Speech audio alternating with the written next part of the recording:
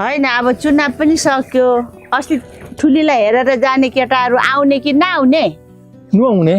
होइन कति नुहाउनु हौ बिहानै नुहाएको होइन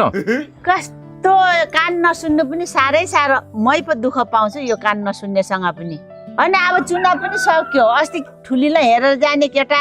आउने भन्दै थियो कहिले आउने अरे खबर गरे गरेन ए त्यो भनेको अँ हत्तेरिका तिमीलाई बिहानै भनौँला भनेको बिर्सिएछ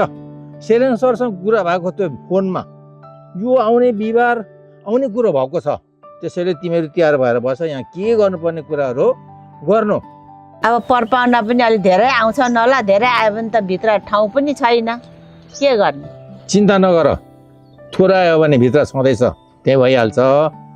धेरै आयो भने यतै गरौँला लाज हुन्छ होला नि त बाटोको घर छ के को लाज हुन्छ यहाँ हुन्छ भनेपछि हुन्छ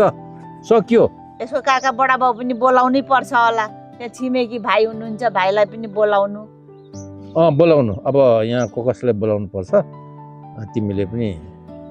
बुझेर बोलाउनु अरू के गर्नुपर्ने कुरा हो सबै गर्नु ठुले पाहुनाहरू त छिटै आउने भयो त्यही त आमा फेरि सौदा गर्नु पर्यो त छिट्टै गर्न कहिले जाने जा अनि पैसा चाहिँ पैसा भइहाल्छ त म बुवालाई भनिदिन्छु त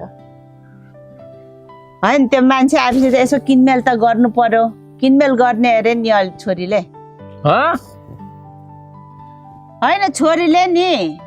अब मान्छे को आउँछ के आउँछ अलिअलि किनमेल त गर्नु पर्यो नि भनेर भन्छ अब पैसा अलिकति निकाल्नु नि